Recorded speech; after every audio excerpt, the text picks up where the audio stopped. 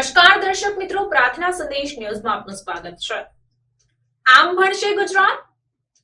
ત્રાકુડા ગામના વિદ્યાર્થીઓ એક જ ક્લાસમાં બે વર્ગના વિદ્યાર્થીઓ બેસીને અભ્યાસ કરવા મજબૂર બન્યા છે। ત્યારે સવાલ ઉદ્ભવી રહ્યો છે કે શું આવી રીતે ગુજરાત ભણશે? પ્રાપ્ત માહિતી અનુસાર ખાંભા તાલુકાના ત્રાકુડા ગામની પ્રાથમિક શાળા જર્જરિત હોવાથી વિદ્યાર્થીઓને શાળાની ઓફિસ અને એક જ ઓરડામાં બેસીને ભણવું પડે છે અને પ્રાથમિક શાળા જર્જરિત બનતા એક ઓરડામાં બે ધોરણના વિદ્યાર્થીઓને બેસાડવામાં આવે છે।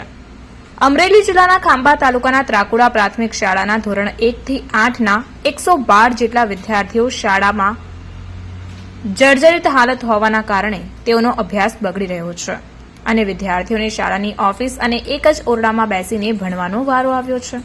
ત્યારે અમરેલી જિલ્લાના ખાંભા ગીરના ત્રાકુડા ગામના વિદ્યાર્થીઓનો અભ્યાસ બગડી રહ્યો છે। ત્રાકુડા ગામની પ્રાથમિક શાળા બનાવવામાં આવશે ખરી તેવા અનેક સવાલો અત્યારે ચર્ચાઈ રહ્યા છે। અમરેલી જિલ્લામાં અને ખાંભા તેમજ તાલુકાભરમાં અવિરતપણે વરસાદ વરસી રહ્યો છે, જેના કારણે વોકડા નરસી ઝરણામાં પાણી વહેતા થયા છે। ખાંભાના ત્રાકુડા ગામમાં આવેલ સરકારી પ્રાથમિક શાળા જે સતત પડી રહેલા વરસાદના કારણે શાળાના બિલ્ડિંગની છતમાંથી વરસાદી પાણી ટપકી રહ્યું છે અને છતમાં ગાબડા પડી ગયા છે। શાળાના ઓરડા જર્જરિત બની ગયા છે, જેના કારણે ક્લાસરૂમમાં પાણી ટપકવાના કારણે વિદ્યાર્થીઓને શાળાની ઓફિસ અને એક જ ઓરડામાં બેસીને ભણવું પડે છે અને વિદ્યાર્થીઓને પારાવાર પરેશાની પડી રહી છે। તેની વચ્ચે પણ ભણવાની મજબૂરી હોવાનું તેઓ જણાવી રહ્યા છે। સરકાર દ્વારા બાળકના ભણતર પાછળ કરોડો રૂપિયા વાપરવામાં આવી રહ્યા છે, ત્યારે ખાંભા તાલુકાના ત્રાકુડા પ્રાથમિક શાળાની છતમાંથી પાણી ટપકે છે, જેના કારણે વિદ્યાર્થીઓનો અભ્યાસ બગડી રહ્યો છે। ત્યારે આ શાળાના શિક્ષક અને ગામના સરપંચ દ્વારા લેખિત અને મૌખિક રજૂઆતો કર્યા બાદ શાળા મંજૂર થઈ છે।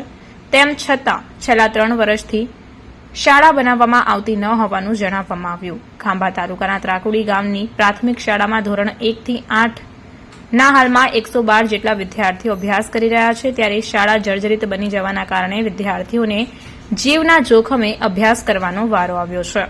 શાળાના આચાર્ય દ્વારા વૈકલ્પિક વ્યવસ્થા કરી બાળકોનું શિક્ષણ જળવાઈ રહે તે માટે 2 અલગ અલગ સવાર અને બપોરની પાળીઓ ગોઠવી અને અભ્યાસ ચાલુ રાખવામાં આવ્યો છે। ત્યારે વિદ્યાર્થીઓને આ તકલીફમાંથી ક્યારે છુટકારો મળશે તેવા સવાલો ઉઠી રહ્યા છે।